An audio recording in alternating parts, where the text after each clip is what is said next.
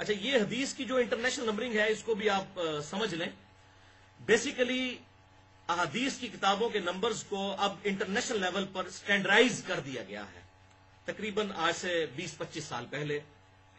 اور اس حوالے سے سب سے بڑا کام کیا ہے دارالکتب العلمیہ بیروت لبنان میں. ان کا کیپٹل سٹی ہے بیروت.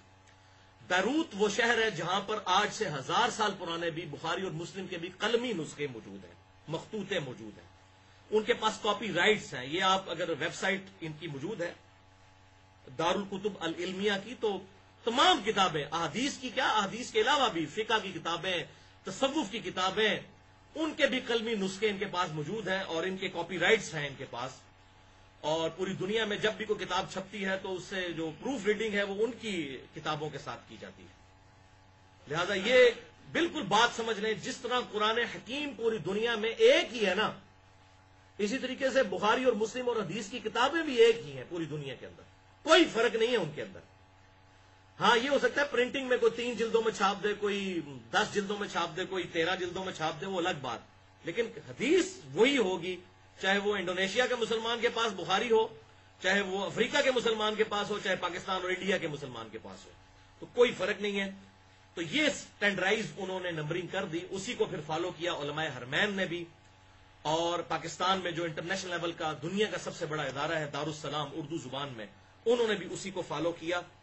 اور جو احادیث کی نمبرنگ ہے انٹرنیشنل، اس کے مطابق وہ کتابیں چھاپتے ہیں. اور یہ جو مشکات ہے یہ بھی انٹرنیشنل نمبرنگ پہ ہے. اور اس کی جو تخریج ہوئی ہے اور تحقیق ہوئی ہے، اس میں جو نیچے نمبرز ہیں فٹ نوٹس پہ، وہ بھی انٹرنیشنل نمبرنگ کے مطابق ہے. اور الحمدللہ ہماری ویب سائٹ اہلسنتپاک.com پر یہ مشکات المصابی، اس کا PDF تقریباً 18 MB کی 3 فائلز ہیں، 18 MB کی 3 جلدوں میں. وہ الحمدللہ مفت ڈاؤن لوڈ کر سکتے ہیں اس کا PDF اہلسنتپاک.com میں الحدیث والے پورشن میں. اور تمام میجر جو احادیث کی کتابیں ہیں، کتب ستہ اہل سنت کی جو کتابیں ہیں، بخاری اور مسلم، ابو داؤد، ترمذی، نسائی، ابن ماجہ، وہ سب کی سب انٹرنیشنل نمبرنگ کے مطابق اس پر رکھی ہوئی ہیں. اور یہ بھی بات یاد رکھیں، یہ انٹرنیشنل نمبرنگ کا مطلب یہ نہیں ہے کوئی آج انٹرنیشنل لیول پہ کسی نے کوئی کارنامہ کر دیا ہے. حدیث کی کتابیں وہی ہیں، صرف ان کو نمبر دیے ہیں. ایون آپ کو سیدنا عثمان غنی رضی اللہ تعالیٰ عنہ کا جو نسخہ ملتا ہے قرآن حکیم کا، توپ کاپی میوزیم ٹرکی کے اندر یا اسی طریقے سے رشیا کے اندر، اس میں آیات کی نمبرنگ نہیں ہے.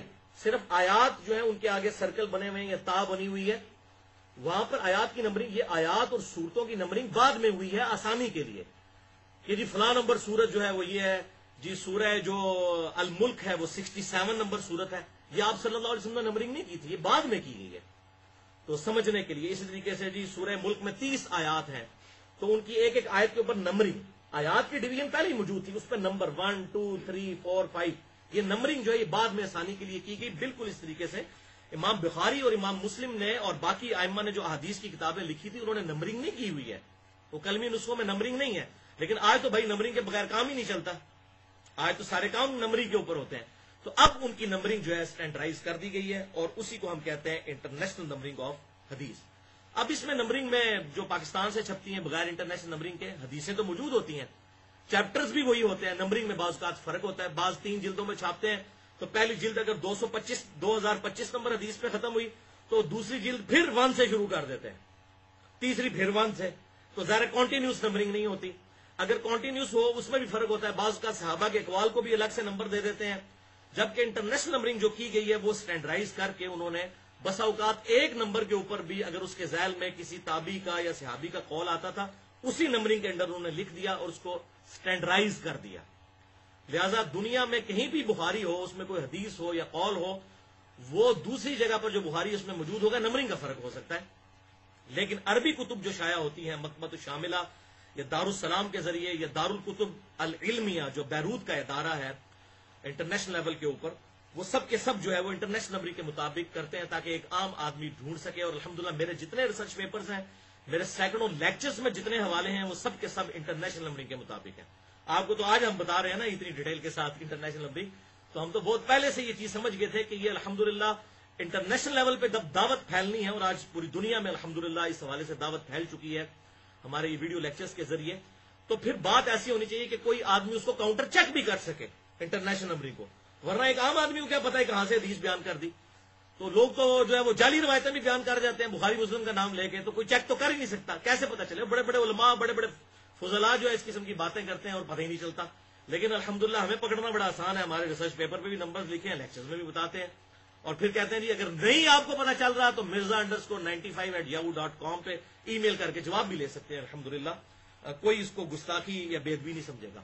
اس حوالے سے سمجھ لیں, صحیح بخاری میں ایک حدیث ہے انٹرنیشنل نمبر کے مطابق 1390. اما عائشہ رضی اللہ تعالیٰ عنہ کہتی ہیں کہ آپ صلی اللہ علیہ وسلم کی وفات جس مرض میں ہوئی تو آپ صلی اللہ علیہ وسلم اس مرض میں اپنے چہرے مبارک سے بار بار چادر کو ہٹاتے تھے اور یہ کہتے تھے لعن اللہ الیہود والنصارى, اللہ کی لعنت ہو یہودیوں اور نصرانیوں پر, اتخذوا قبور انبیائہم مساجدا, انہوں نے اپنے نبیوں کی قبروں کو سجدہ گاہ بنا لیا تھا. تو یہ سیدہ عائشہ کی وہ حدیث صحیح بخاری کے اندر 1390.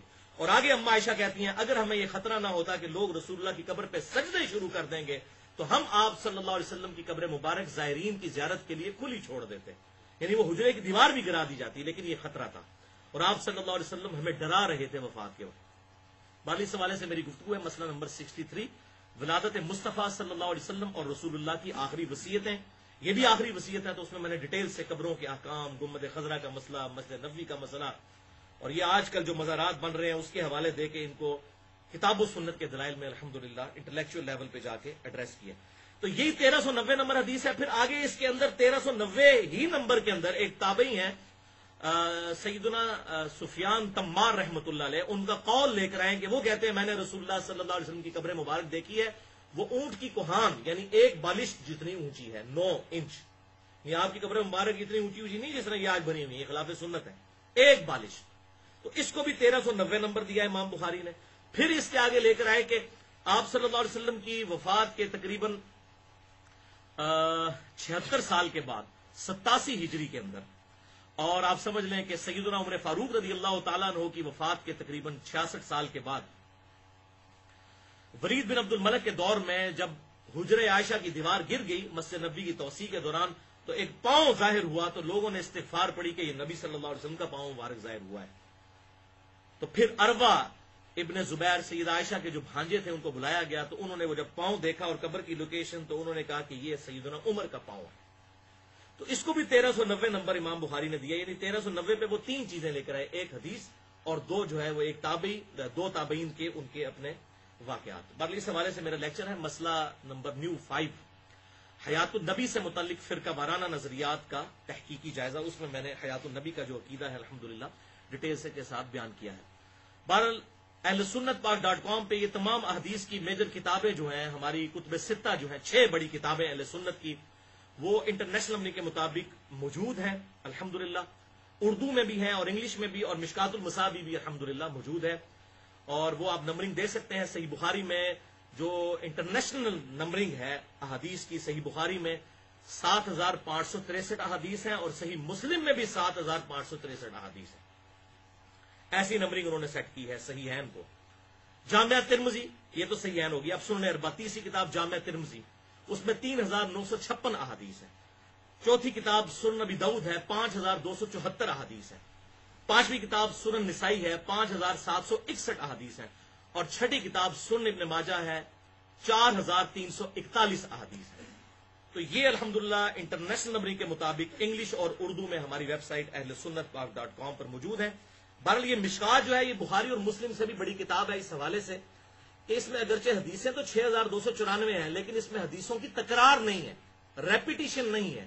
ایک حدیث جب ایک دفعہ آئی تو ایک دفعہ ہی آئی ہے, جبکہ صحیح بخاری اور مسلم میں ریپیٹیشن ہے, تب ان کی 7563 بنتی ہیں. ادروائز ریپیٹیشن نکال دیں تو تقریباً بخاری میں بھی 4000 حدیثیں ہیں اور مسلم میں بھی 4000 ہیں, اور اگر ان کی بھی کامن حدیثیں نکالی جائیں تو 2000 کے قریب تقریباً کامن حدیثیں ہیں بخاری اور مسلم کی, جس کو ہم کہتے ہیں متفقن علیہ, جن پہ وہ 2 بڑے امام متفق ہیں.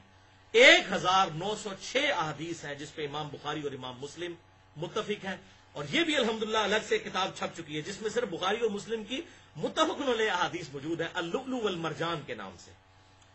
اور فواد عبد الباقی ایک عرب کے اسکالر ہیں, انہوں نے یہ محنت کی کہ جس پہ بخاری اور مسلم کی جو ایگریڈ اپون احادیث ہیں, متفقن علیہ حدیث, وہ انہوں نے ایک جگہ جمع کر دی ہیں, اللؤلؤ والمرجان. دو موتی آئے نا سورہ الرحمان کے اندر، اللؤلؤ والمرجان، تو انہوں نے کہا اللؤلؤ والمرجان یعنی بخاری اور مسلم، یہ دو سنت کے موتی ہیں بڑے بڑے، 1906 احادیث الحمدللہ اس کے اندر موجود ہیں۔